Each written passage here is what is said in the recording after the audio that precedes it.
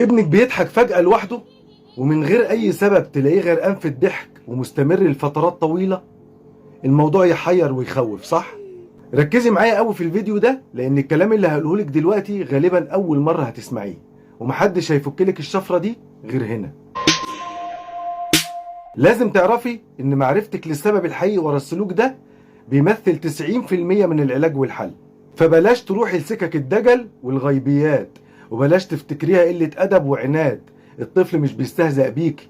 الضحك الهستيري ده وراه سر حسي ونفسي مخفي جوه جسم الطفل. تعالي نشوف الحكاية.